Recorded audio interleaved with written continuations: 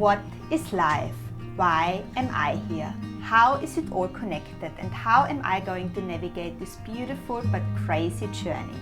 I'm Sylvia and welcome to the Soul Sunshine Podcast. Today I'm talking to Divya Darling. Divya plays in the intersection of science and spirituality. Weaving together her academic background in neuroscience and psychology, her decade of experience in coaching visionaries, and her love of yoga, she developed Transcendental Brain Training, an energetic technology supporting human beings to enlighten up. Divya's work has been featured in media outlets that span the spectrum from Sky Business News to well-being magazines, and she served leaders of companies equally diverse. She's a transcendental brain trainer, a writer, a coach, and a speaker, and overall just a really interesting and incredible soul. And I'm so excited to have her here with me today. Welcome to the Soul Sunshine Podcast. Divya, it's so good to have you here with me. Yay, I'm so happy to be here. I'm so stoked for this conversation. Same. I know that when I sit down with you, you never really quite know what's going to happen, so I'm really excited about today. So, Divya, before we are heading into our conversation today, I would also like to acknowledge the traditional owners of the land on which we meet today, the Gadigal people of the Eora Nation, and pay my respects to elders past, present, and emerging. So today we're talking about Divya's work. We're talking about her passion for all things brain training and where and why her personal journey with this profound work started. We are diving deep into what Transcendental Brain Training is, how it works, and how Divya is supporting her clients on their journey. We are also deep diving into what consciousness has to do with it all and are discussing happiness hacks and tools to live as our true selves. We are also exploring strategies for achieving soul-aligned success and how healing happens on a very deep level. This and so much more. It's certainly going to be a very deep conversation, isn't it? Well, that's a very broad scope, so there's a lot to fit in there, but I absolutely feel there's so much, everything's interconnected and all weaves together. So, yeah. Beautiful. So, just a quick trigger warning. I also wanted to mention briefly that this podcast episode today contains content about suicidal thoughts. So, for help when in Australia, please call Lifeline on 13 11 14, and in other countries, please reach out and find support with your local helpline. Yeah, you know what's interesting? Just as you offer that trigger warning and that disclaimer, what comes into my awareness is where someone is in their life. Like, it's what I'm more impressed by is the journey that they've traveled rather than, where they are. I remember a mentor of mine sharing with me, I was asking her, like, why are you friends with her? This person seemed very mentally unstable. And she was very quick to remind me that I do not know the journey that this woman has traveled. Yeah. And just when you were talking about Lifeline, I was remembering I had a vision of a time when I was on the phone with Lifeline, concerned about, in this particular instance, it was that I had so much ecological grief alive in my system, so much ecological grief. Like, the state of the planet was so distressing for me. And I was saying, I probably should just kill myself now because the carbon emissions from my existence on this planet, I can't justify. And it was years later before I realized how deep, like the depths and depths of this unconscious wiring of these worthiness issues, that it's like, I am not worth the air that I breathe. I'm not worth it. And then all the different layers and layers that to some people, like to my husband, laughable, totally laughable. To him, like, I shop at op shops. To me, it's like, I don't want to add to the waste stream. I want to, reduce, reuse, recycle. And he's like, you don't believe that you're worthy of taking up space.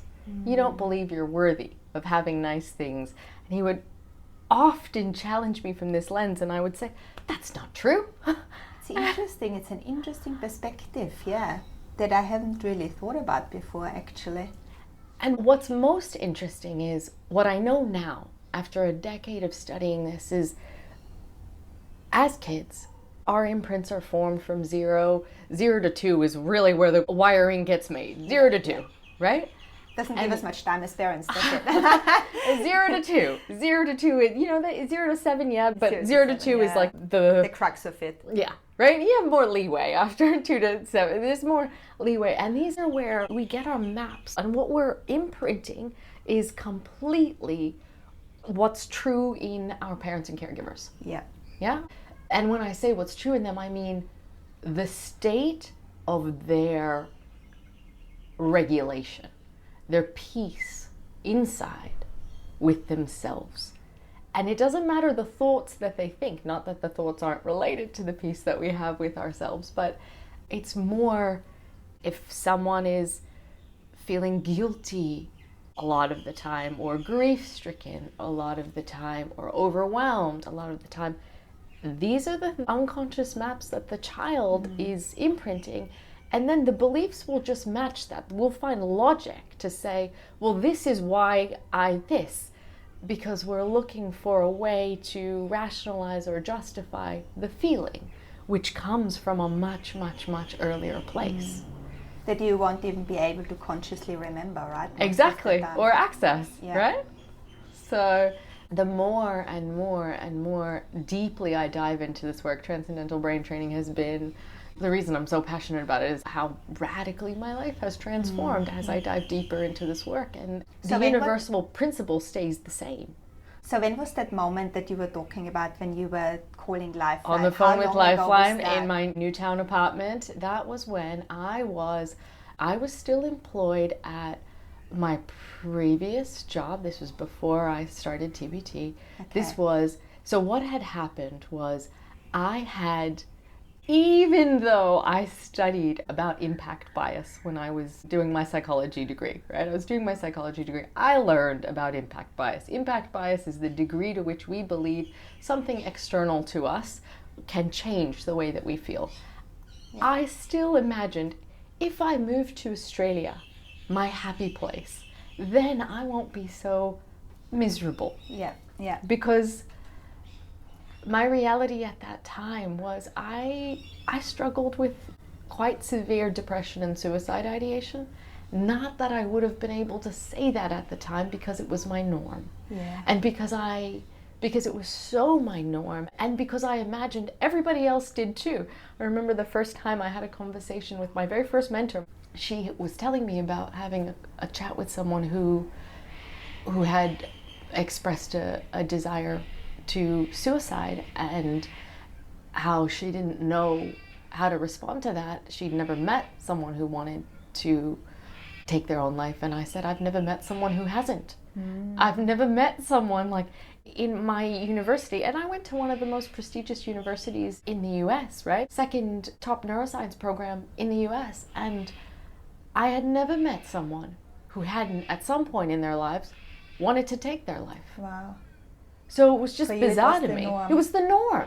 It was the norm. It was so the norm. It was like, doesn't everyone hate their existence and wish that they could not be here anymore? And, you know, like my reality was life is a chore to endure. That was my reality. Life is a chore to and that was in your teenage and early adulthood. And all throughout. And you know what? For my mom's very religious. And so for her, it was like, this life we endure until we can spend eternity in Jesus's arms. Like we just have to sacrifice our whole life. Suck it up, sacrifice our whole life. And then when we die, then we have heaven. Yeah. Right? And so even though I didn't consciously subscribe to that religion, I didn't adopt these beliefs consciously, unconsciously, that programming was still very alive in me, very active in me. That it's like I'm enduring this existence and lusting for death. Another thing that my mom would often say as she would run from one thing to the next thing in a constant state of overwhelm was, I'll rest when I'm dead. Yeah. I'll rest when I'm dead. You can sleep when you're dead, right? That's one of the sayings. And so what that last suicide attempt, and that was the last time, it was actually the cycle breaker. That was, how many years ago was it now? I read about this in my book, enLIGHTen. I was 27 at the time. And my first suicide attempt was when I was 12. And they happened pretty much every 4 to 5 years. So they were actually attempts, so it was more like the thought. There were actually attempts. But of course, to the extent that jumping out of a window and having a bottle of pills and are attempts, you know. Yeah, and that was the last one you said. And that was the last one. I was on the phone with Lifeline in my apartment in Newtown in Sydney, and I was just trying to find a reason to live, and I had rang them to say, I can't understand how, like, I don't understand how I had any value being here. And I had to hear myself say those words. Yeah.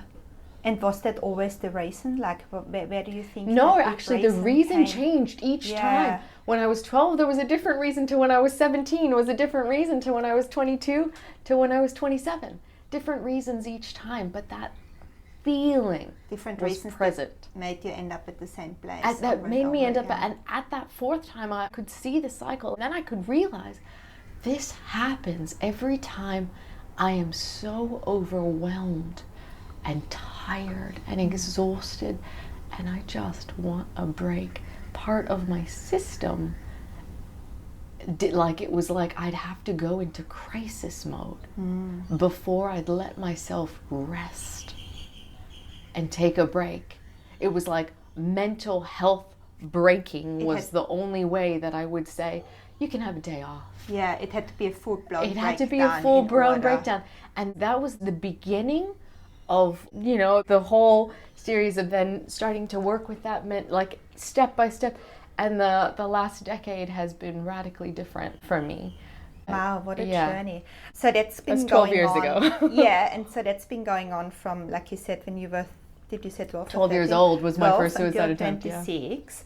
But in that time, you were already studying neuroscience and enrolling in neuroscience. So was that subconsciously something where you were like, I want to figure things out, I want to figure myself out? Is that what drew you to that field? Absolutely. I wanted to know, like, I always had this suspicion in me, I'm broken. Mm-hmm. And I want to know why. Yeah.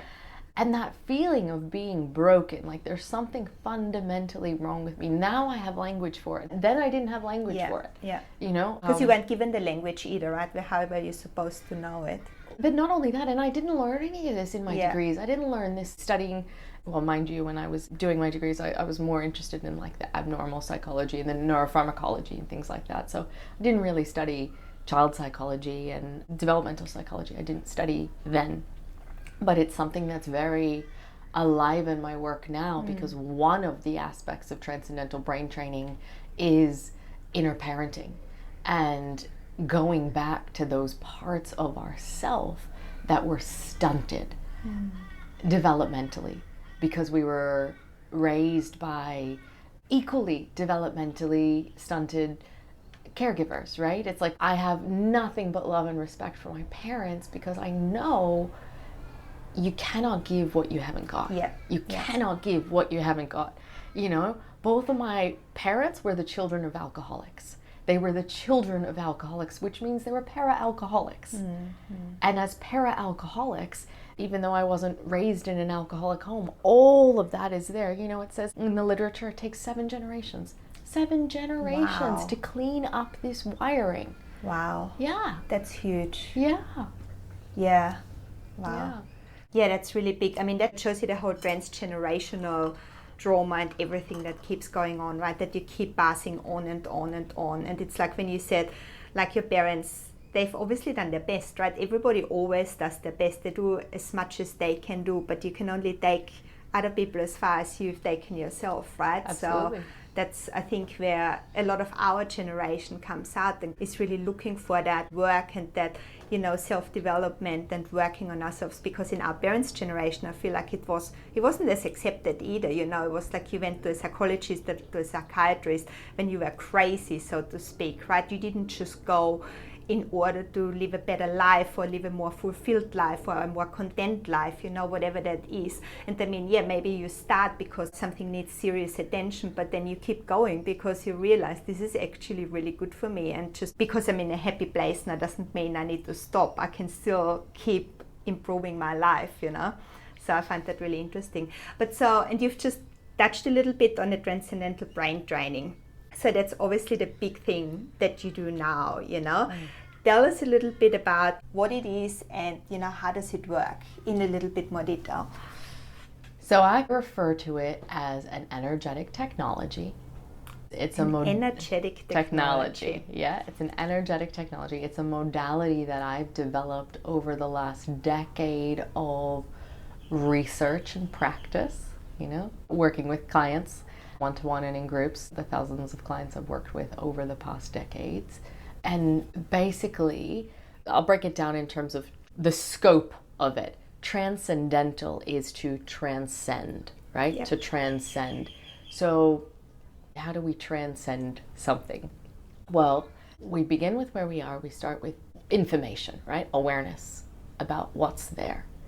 And when we imbibe that information, and when I say imbibe that information, I mean integrate, assimilate, embody that information. Then what happens as a natural byproduct of that is transformation. And that transformation, when we have a generative approach to transformation, this is what I call transcendental brain training. Why brain training? So I get asked that a lot because there's three key components to this modality. It's a holistic modality. One key component is the spiritual saturation component. Now, the spiritual saturation component is about recognizing that we are never not whole, holy, and free in every moment. No future moment contains anything that this moment doesn't inherently have right now. Yeah, yeah. And when we resource ourselves, it's about connecting to that original source awareness. Nothing to fix, nothing to change. I am whole. Just being. I am free. I am complete as I am. Just being, pure being. That spiritual saturation aspect. And because we're human. Exactly. Because human. We've got a few layers here on this earth that we have to deal with. Because we're human. So I want you to imagine the diagram that I draw out as an infinity loop. And in one side of the infinity loop is this spiritual saturation aspect of it. Eternally here, eternally present, eternally now. We are eternal in our infiniteness. And then here in this other side of the infinity loop, I do another infinity loop inside, which is the mental maturation aspect. Mental maturation is the psychology. Now, the psychology is the thoughts, the patterns, what we've learned, what we've believed, our personality, which, personal reality, these elements. Yeah. And then in the bottom part of that infinity loop is somatic sensitization, because this is the body element. The body, the physiology. Psychology and physiology are inextricably intertwined, right? Yeah. The mind follows the body follows the mind. The body is, as many people say, the unconscious mind. Yeah. The body is the unconscious mind. So we work with them together. So together, what we're doing with this energetic technology is kind of massaging out these chronic tension patterns that we have. Now, interestingly enough, thoughts are tension patterns, right? thoughts are a form of tension pattern for the psychology, because when we reside as being, there's a quality of just emptiness as we inhabit the void, and peace, it's just right? peaceful. Yeah. It's just peaceful. It's just joyful. It's just, utterly magical in its emptiness. Which is a very hard place to be, isn't it? Well, see, I would For a say lot it of takes people. practice. Yes. I wouldn't say it's hard. I'd say there's nothing easier on the planet, and it takes practice. Yeah, because I it's agree. eternally there, right? So at this point, I've hosted more than 20 of these silent retreats where all we focus on, and they're not fully silent retreats. We use silence as a tool to focus on this element of spiritual saturation. Saturation. We're bathing in our own bliss, and we're basking in the stillness that is inherently us at the core, at the truth of who we are.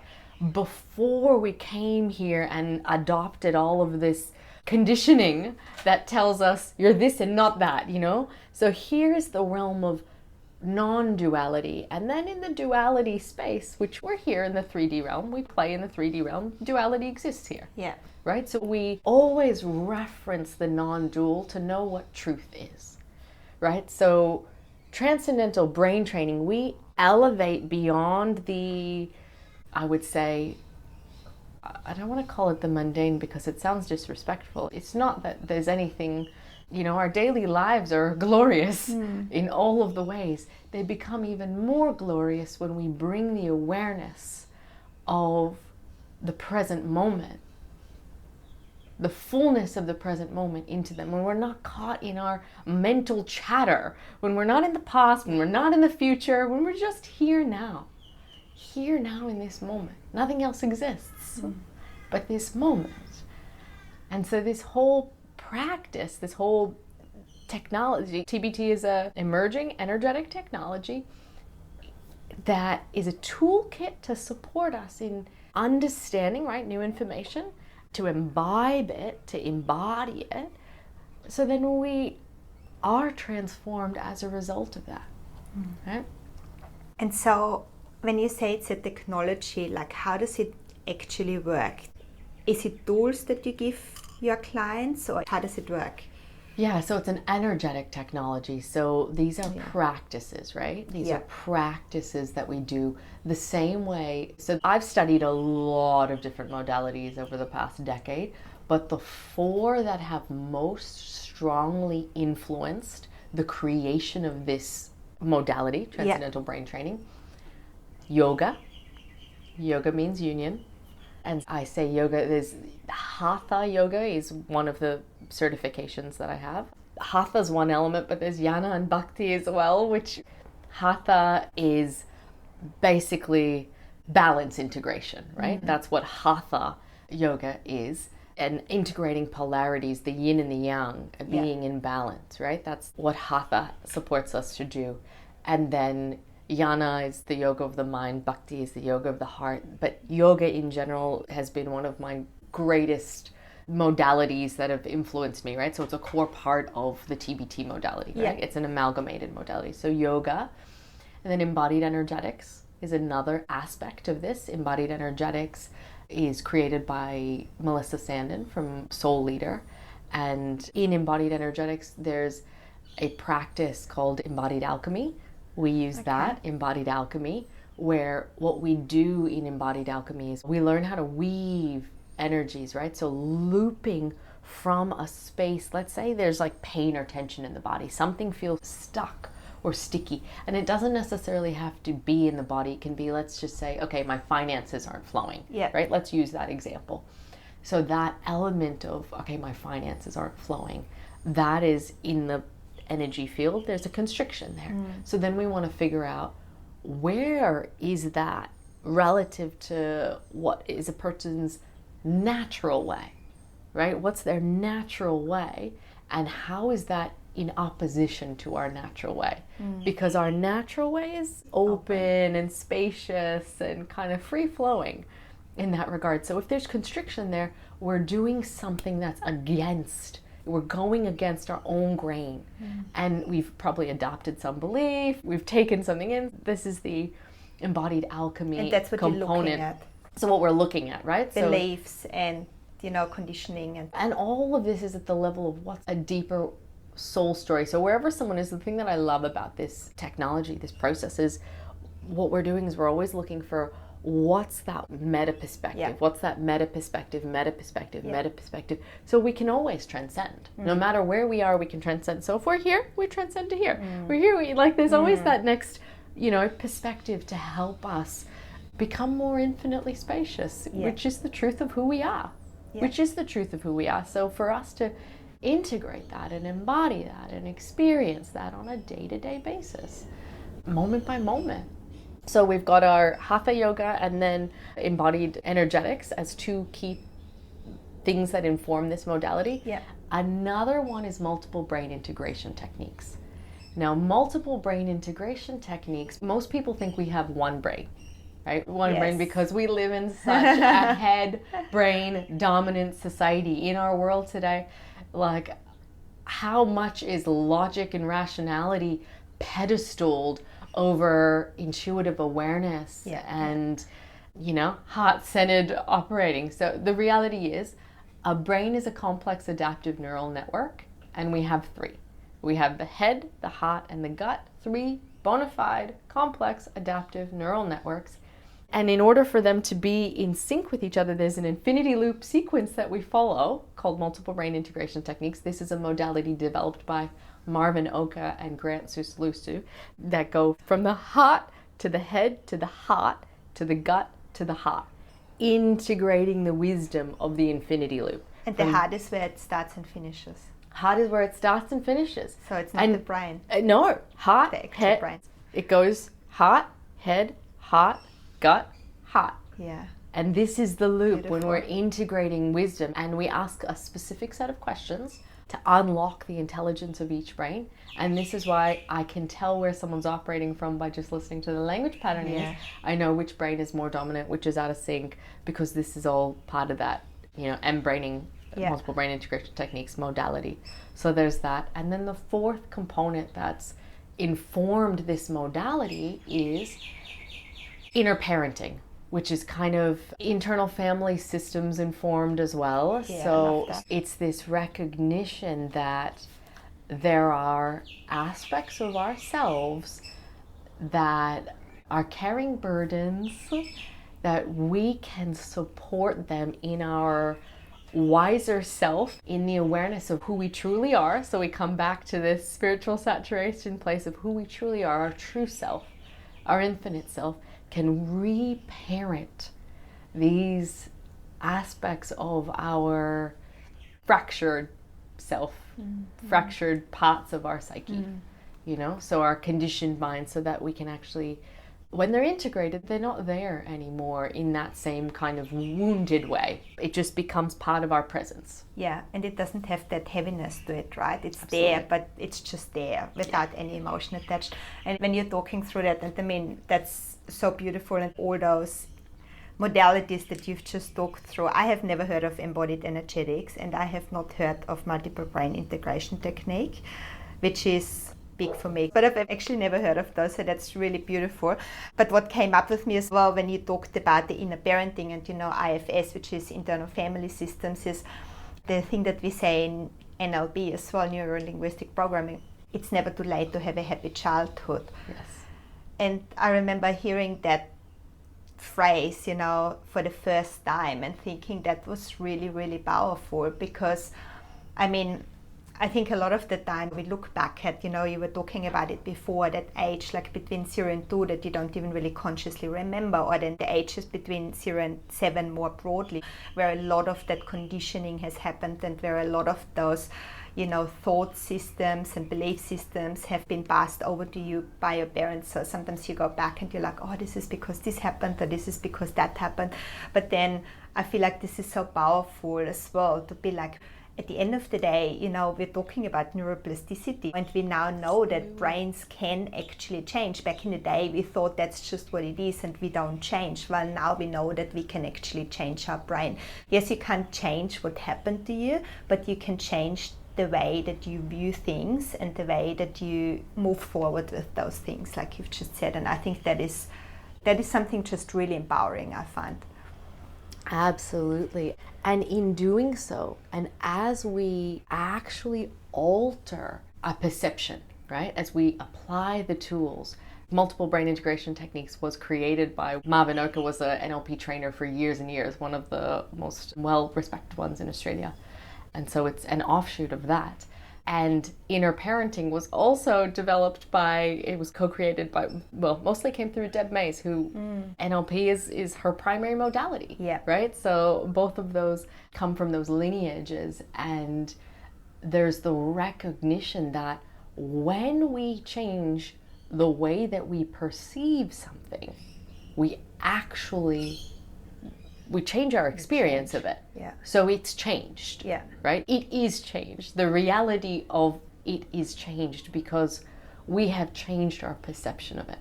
One of my favorite cognitive neuroscientists, Anil Seth, says, we don't passively perceive reality, we actively generate it. Let me write that down. We don't passively perceive reality, we actively generate it. And the reason why this is so important is because we need to remember our responsibility for generating the experiences we want to have. Yeah. Now, I inherited some pretty deep victim scripts. I really did. I really did. And you know what? I am so thankful for that, because if I hadn't, I wouldn't have had the opportunity to be on this journey, to dive into this path, to have felt so helpless and hopeless and powerless and crippled in so many ways. And I can't even express to you, there are no words that can express how radically different my experience was then to what it is now. Mm-hmm. And it happened in the span of a first year, and it's been gradual and incremental, right? But each of these shifts have changed me in such a profound way that, you know, we have a saying in 12-step, it works if you work it. It works if you work it.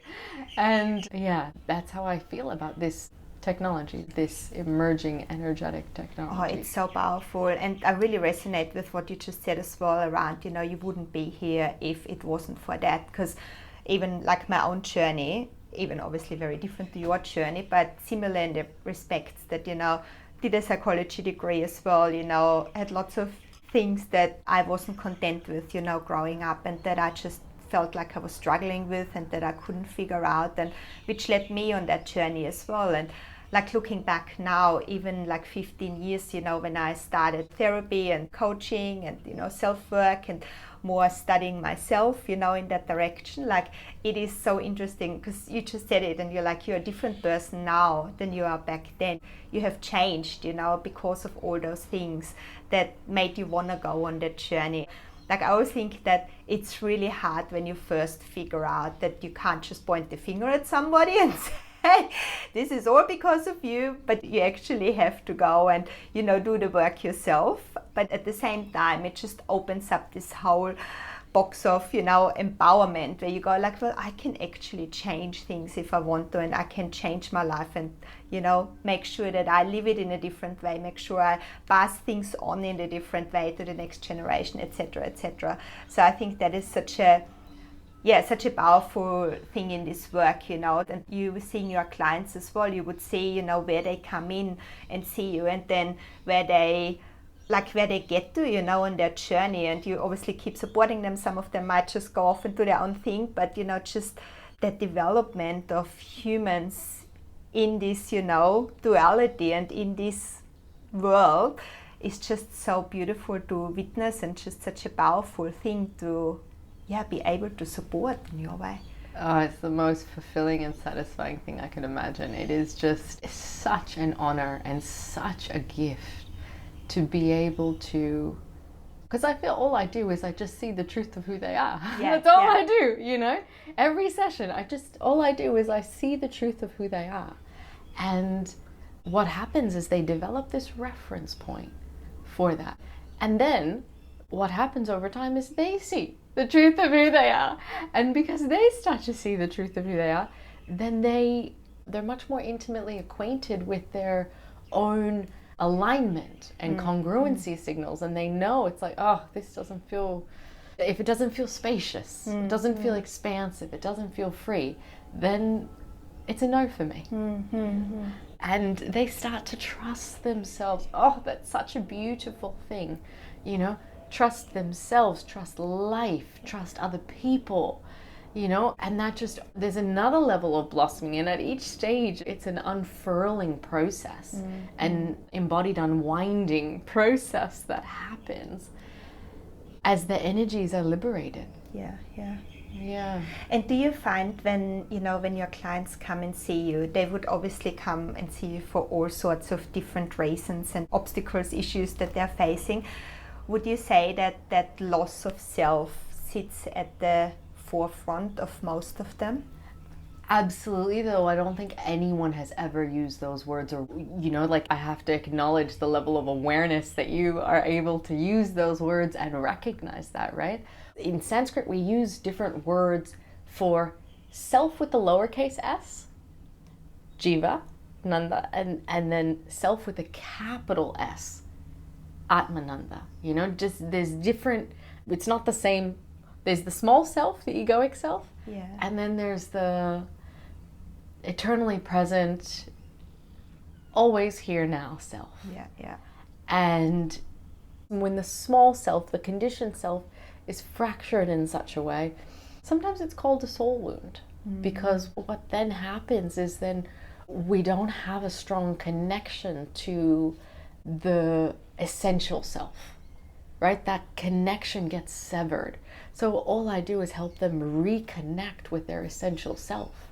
Their essential self, which is the lifeblood, the fuel, like the breath that breathes the body, the experience of fullness in this moment. Contentment only ever comes from that connection with our true self, our deep self, right? It's not in the external world thing. It's been there, done that, tried that, you know. We won't find it in, you know, actually I write about this in enLIGHTen Up, how we go through stages of, first we're seeking externally, you know, and then after we exhaust seeking externally in the material world, then we go to accomplishments, you know, like I need to do, and then we're collecting degrees of sorts, right, certifications or whatever. And then we go beyond collecting the degrees. Then we go to states of consciousness, higher states of consciousness. I want to, you know, and it's like peak experiences, and that's where psychedelics come into the journey and other things come into the journey. It's such a beautiful, beautiful unraveling process. But we can kind of go through these unraveling stages, that what happens overall is more and more and more and more of the false self is being shed. The layers, the misidentification. And we come to remember who we truly are. We come to recognize ourselves for who we truly are. And from that space, life is just easeful and blissful and peaceful. You just talked about the consciousness stages as well. I do want to go there as well. But before we go there, you explained that so well. And I love how you're talking about, you know, the smaller self and the bigger self, and how that's connected. When it's fractured, it can't access it, etc. The challenge that I sometimes still have is that I'm able to tap into that higher self, you know, I'm able to be there, but then there are certain things, and I call them, they're almost like my Achilles heel things, you know, like my kryptonite, so to speak. And then something like that happens, I just feel like I'm completely lost. Like, I just feel like I completely unravel, and everything that I've ever learned and worked on and done suddenly doesn't apply. I know exactly what you're pointing to. So this is so how do people work with that? You know, because there are always those things in life where you just like, because it's sometimes, I don't want to call it easy because it's work that you're doing, but it's sometimes, you know, after a while, like you said, it's practice, and, you know, you're getting better at it and you're doing it. But then every now and then something just happens, or something just really completely throws you off track. And then how are you able to still, you know, be in that space and still access that? So the somatic sensitization component is a really important element of the focus of TBT because you may or may not have heard the statistic that only 5% of what we do is from the conscious mind. Yeah, the rest is from the unconscious. So what happens is there's two things that are going on. One, we're increasing our consciousness. When we're increasing our consciousness, what we're doing is, this is the mental maturation component, right? Where we are maturing our scripts, right? We're creating new scripts that are more expansive and more inclusive. And what that does is it enables us to be less triggered in life, let's say. You know, the joke is like, once upon a time, okay, I was given a tea instead of a coffee and you know, and then that's no longer a thing. And then there's another thing, and then there's and on and on and on and on and on and on and on. But we'll always have that edge. We'll always have the edge that it's like, okay, here's the place where I struggle to stay centered. Yep. Right?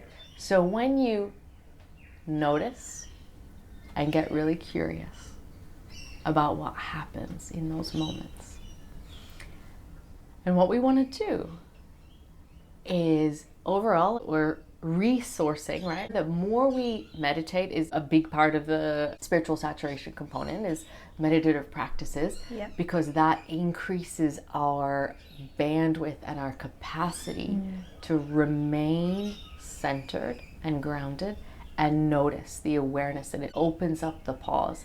Now the trigger will still happen, but what will happen is the increased spaciousness that's there in order to meet the moment, and the trigger gets subtler and subtler.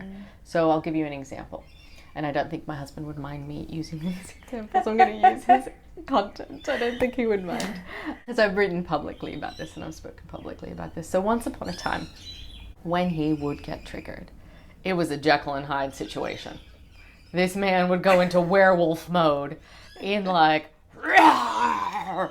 in full-on attack, and for me it was like, what? And because he would express the charge. Yeah. Now, fortunately, I knew enough to know he was mirroring me, so I got to be really curious about what was going on in me, that was happening in this dynamic, and I was suppressing the charge. Yeah. So I would just squish it down and bury it deeper. Yeah. Like shove it deeper inside, so I didn't have to feel that uncomfortable feeling. And it's almost a very like male-female way of expressing things as well, isn't it? Yeah, and it's very relatable for a lot of women stuff their feelings. Yeah. And a lot of men explode. Exactly.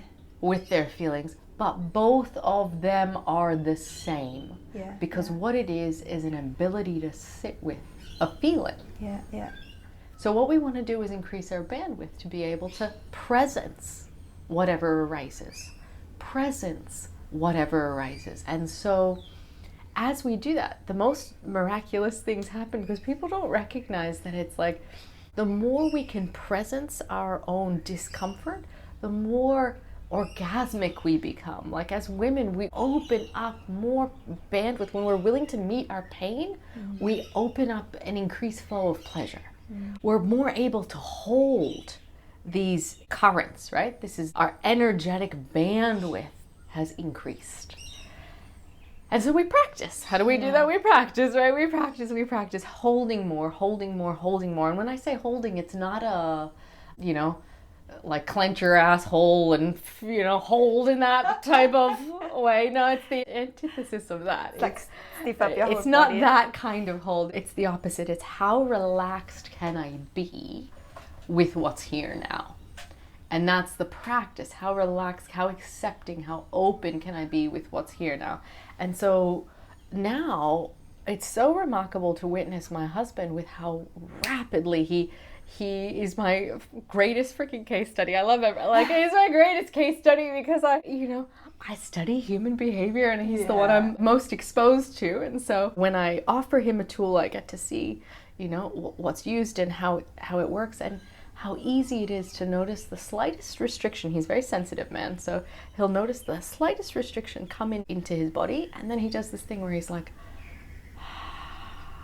And I can tell in the breath that exhale is that I'm making more spaciousness inside myself to be with this, like I'm meeting the constriction, right? Yeah. So this is an ongoing mindfulness practice. Now what we have to do is be willing to not be busy, you know, because busyness is one of the things that the busier we are, the harder it is to feel, to perceive, right? And I took 2 years out of, let's say, service work in the world to be in deeper service to self, because I knew that was what was needed. I knew what was needed. How am I going to serve the world more fully is taking this time to closer to yourself. Come closer. And I gave myself full permission of, if you don't get out of bed today, it's fine. Yeah. Don't have to. Like, I just full permission to whatever is here, I'm going to accept what's here. I'm going to accept what's here. And I went through so many waves of dense emotion that had never had the opportunity to be felt. Mm-hmm. And that's really interesting. And personally, I think, I don't have a study about this, but personally, I think that's one of the reasons why people sometimes can't sit still or don't want to sit still. And I did actually just want to ask the question, you know, how does it apply to people like your mother, like you said, for example, or people that literally say, I just can't sit still, I don't want to sit still, they're just constantly on the go. Like, what does that actually say? And my mom's a little bit the same, and I'm always like, Mom, what are you running away from, right? Like, she's terrified to meet her pain. Yeah. And that's fair enough, right? Like, I understand. And this is, there's one message if there's only one thing I could communicate in this entire podcast, it would be embrace the pain. Embrace the pain, because freedom is on the other side. Do not let the pain scare you, right? So it's human nature. Like, humans are wired on a biological level. We want to move toward pleasure and away from pain. Yeah. This is our biology. This feels good, move towards this. This feels bad, move away from it, right? Yeah. So that's why we must transcend the very base level, the primitive biology, to a higher consciousness to let us say, hey, it's okay, it's safe for me to meet my pain. It's safe for me to be with this pain. It's a feeling. It's only a feeling. And it's healthy to sit in it as well, right? Because only when we're sitting in it and when we are going through it, we can actually release it and let it go to a degree. Because that's David Hawkins with his letting go technique. And I really loved the question. When I first heard that, I was really challenged by it as well. But you know, when you're sitting in pain, let's say, and you're just overcome with this emotion and you're feeling all the feelings and you know you're spiraling into that, the question that you then ask is that all you've got?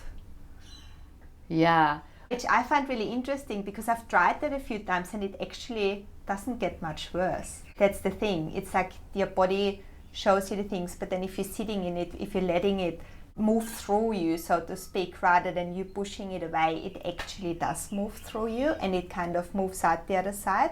And I'm not saying you completely let it go in that moment, but you might have let go a part of it, you know.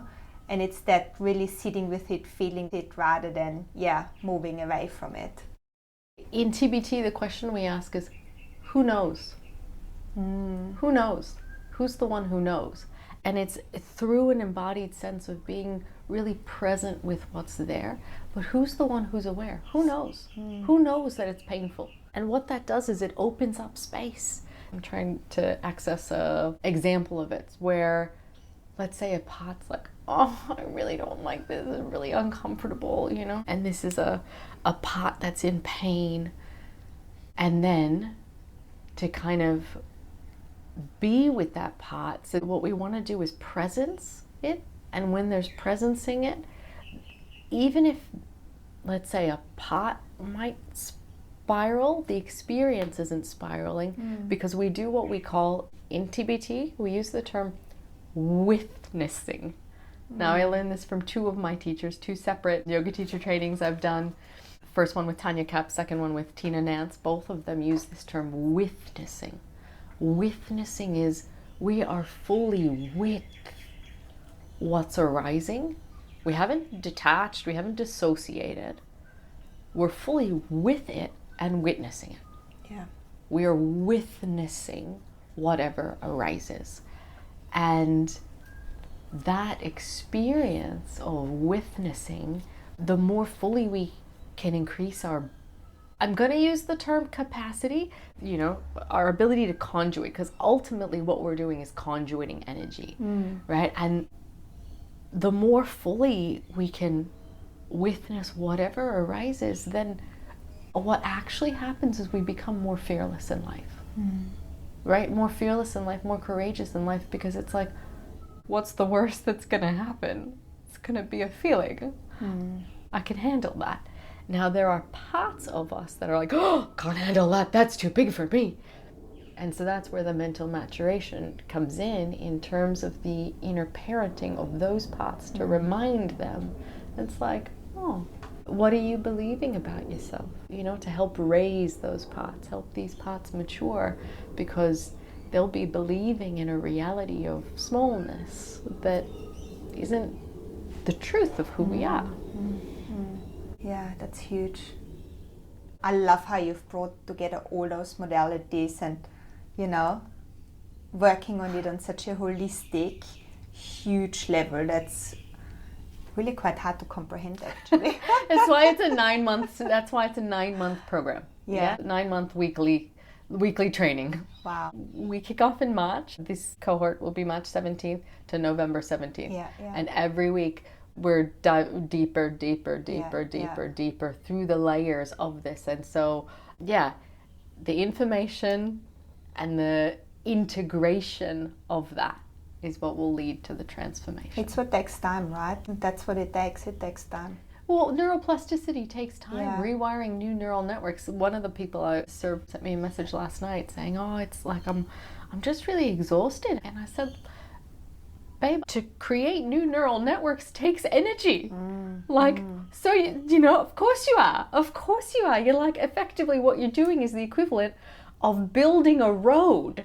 Like, imagine you were a laborer and you were, carrying bricks all day building a road. Would you feel like, oh, I'm tired? Honor the emotional tired that's there because of you're building new roads. You're recognizing the conditioned ways that I was taught, which lead to codependency and a sense of loss of self, as you said, loss of self.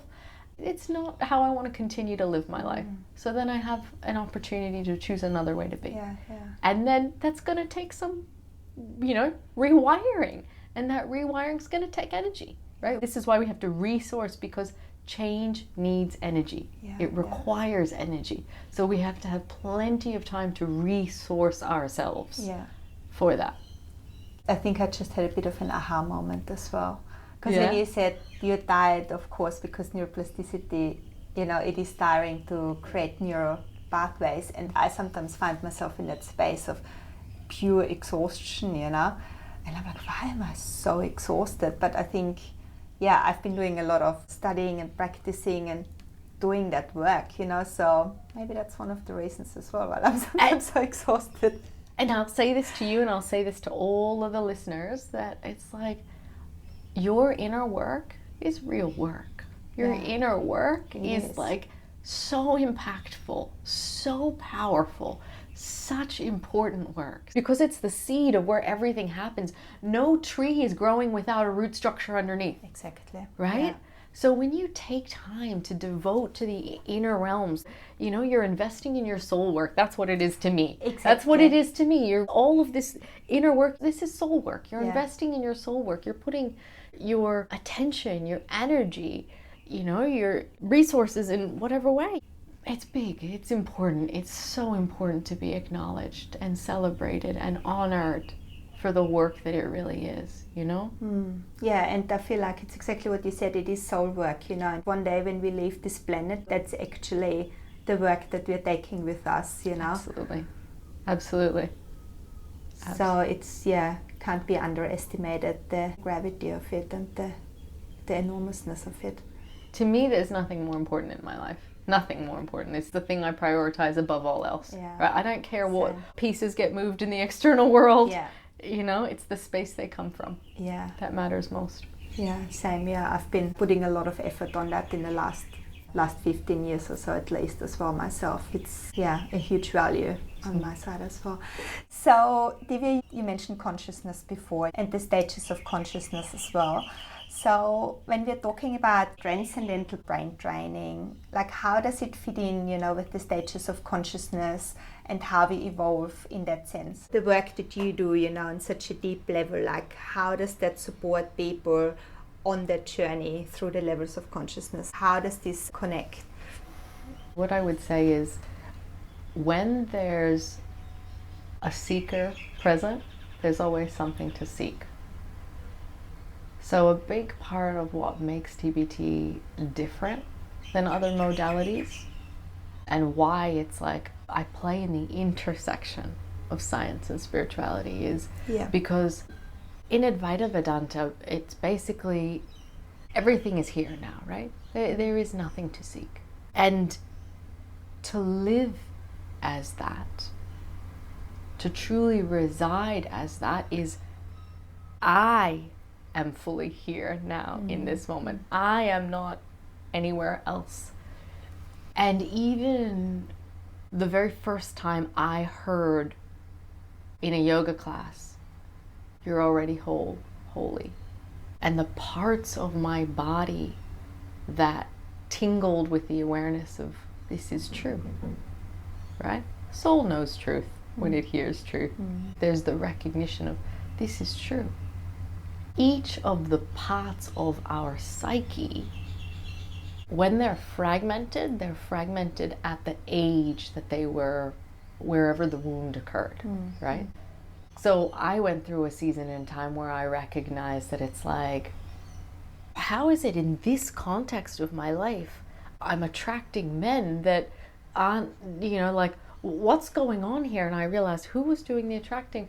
This is a 5-year-old, 12-year-old doing, what is her level of consciousness? What's happening? So each of these parts of us are kind of growing up, for want of a better word, into greater stages of consciousness, levels of consciousness. And at one point, there's enough maturity in the system that no one's seeking anymore. There's no seeker anymore. There's just being again, right? There's just being. There's just being. And it is such a blissful experience that I just, in my heart of hearts, I desire that for everyone to know it's here now, it's available now, it's there.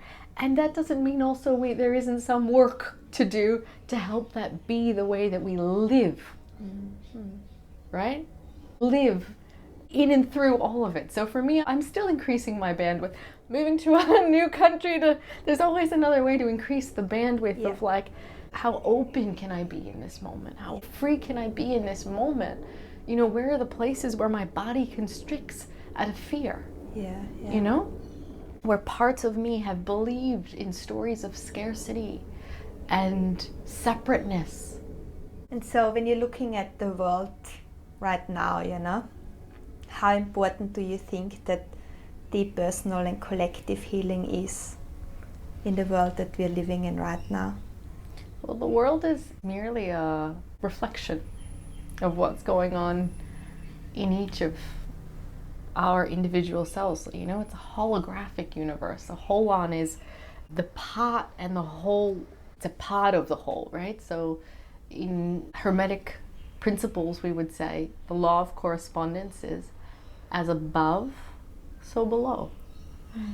And as above, so below, the macro mirrors the micro. And I think when we put our attention on collective healing, a lot of that comes from, again, a space of fear or powerlessness to recognize that it's only here, right? The collective, what is the collective? It's all the one. What is the collective? I am the collective, right? So, it's this sense of, I heal the hurt and pain here. I heal, here in this experience. And in doing so, more is healed beyond that, because it's a radically different way of being in the world when, my partner and I, we relate from a way in which most people don't comprehend or understand, because there's so much sovereignty built into our connection, so much respect and empowerment of self and the other, to the point at which it's like, where there isn't another, we're the same in that way. But because it's come from a journey of healing codependency, the language, it can sound like, the words codependency and interdependency very different, but there's actually a point at which it's like, there aren't any two people in a relationship. There aren't two people. There's only self and what self sees. And I would say that's true of the world, the collective. Healing the collective is like, there is no world. There's only self and self's projection of what it imagines, Like. But at the end of the day, it comes down to you doing the work and you healing yourself and coming back to your true and real self in order to, emanate that out into the world. And like you said, because we are all one. And because when people say, but what am I going to do, or how am I going to change this? And I love when you read this quote, saying, I'm not able to do anything, said 8 billion people, And it comes back to healing as well, right? If each and every person would start on their own healing, the ripple effects that they cause with that, would be widely spread as well. And I say that to every parent, like the greatest gift you can give your children is to presence your own work. Be there for your own inner children, Instead of wanting to give your kids what you didn't get, give it to yourself. Yeah, 100%. And then let them feel the transmission from that, Give to self and through self. Yeah. Right? And women in particular have such a hard time with this idea of giving to myself is selfish, like they struggle with investing in themselves. Like for years and years, it was men were a lot more willing to invest in themselves than women. In my experience, my client books were, I would say, 75% men and 25% women. I really would love to see that change. I really, really, really would love to see that change. Like more women doing the work, investing in themselves and committing to themselves. And I think it depends on where you are, because sometimes it's the opposite, where it's like it's more women than men. So I guess I would say, actually, irrespective of who and where we are, just recognizing that it's like we alone hold the key for our freedom, right? Because it's always here. It's whether or not we experience it in each moment. Whether if we want to turn the key and start the journey. Beautiful. Divya, I honestly could sit here with you the whole day and keep such an inspiring conversation. Thank you so much. So soul nourishing. It really was. I've always loved my conversations with you, and I will always love them. Thank you so much for sharing some of your wisdom and your knowledge and your experience that you've fostered over the last, 15, 20 years. And sharing a piece of that with us in this podcast today. Absolute joy and honor. Thank you. So, the main 3 pearls of wisdom that came out for me today from our conversation were the first one, when we're talking about transcendental brain training, and how we transfer something. It's all about putting awareness on something, and once we have the awareness, we realize it's there, we can actually embody it, and that leads to transformation. That makes us able to actually change things. So it's all about awareness, embodiment, and then transformation. But it always does start with, having that awareness in the first place, that something is not working in the most, beautiful way.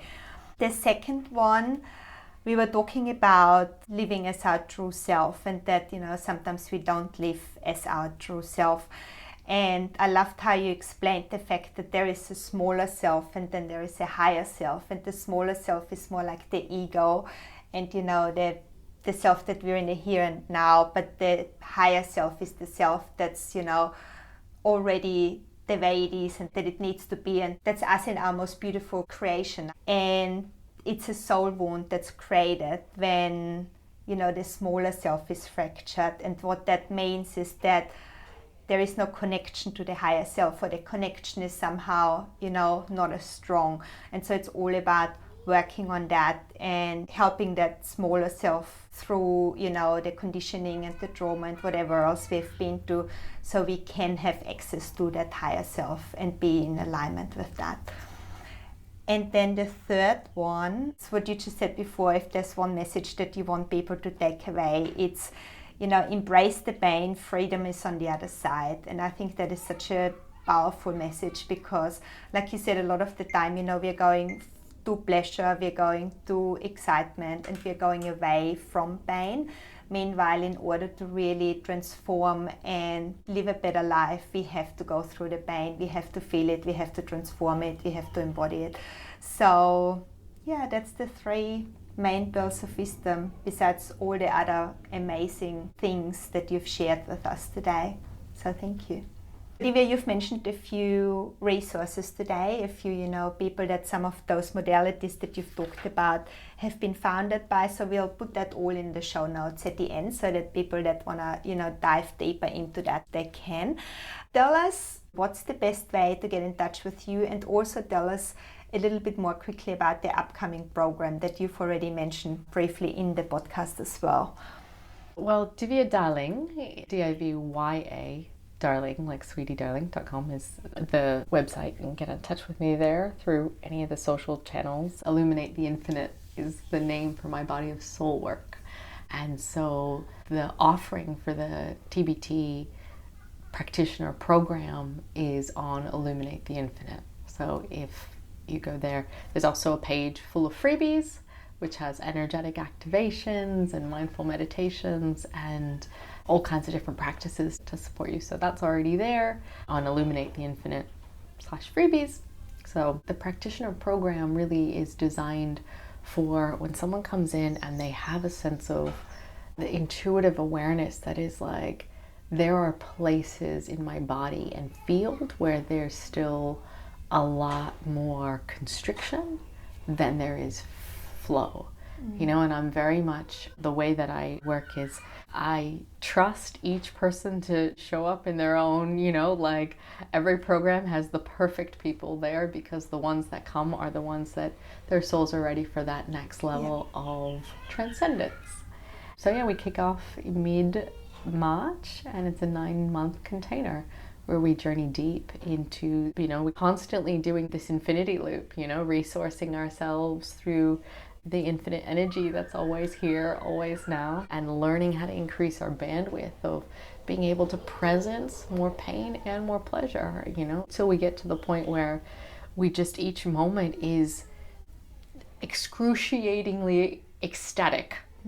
Like it's that. Each moment is just excruciating ecstatic. Like the one right now, looking at your big smile.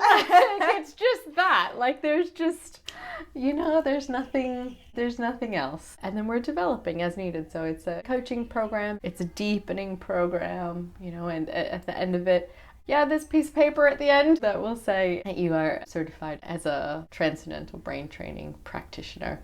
But in order to get that piece of paper, it's about showing up on the calls, and the calls are designed at a time that works for the Americas, Europe, and Australia. It's open to the whole world, and really where I'm at is it's like, this is an individual journey about you coming to your next level. That's all it is. What's your next level? And we work together with, okay, what is that for you right now? Like, what's the thing? And knowing that it changes, right? Because the idea of the next level comes from, a part of self. And as that gets integrated, so it's ever changing. So we're in this beautiful dance, of the never changing awareness that's always here, fully permeating this moment. And the ever changing energy that will flux and flow, and how do we be with it all? Beautiful. I'm sure it will be amazing, and there will be some amazing practitioners coming out of it. I'm so excited. So that's it for today. So do get in touch with Divya if what you've heard today spoke to you.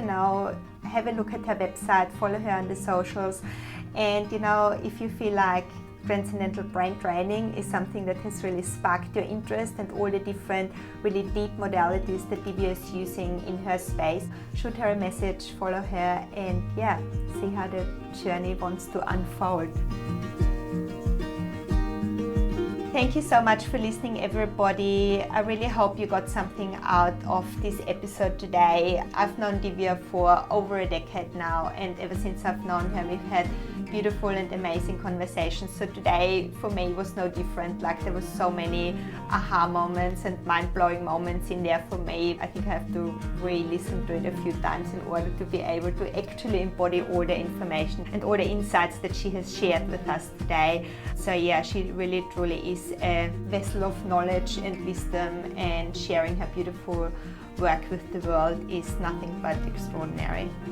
Please do share the podcast with your family, with your friends, and anyone else who you think might also benefit from the insights that you have gathered today.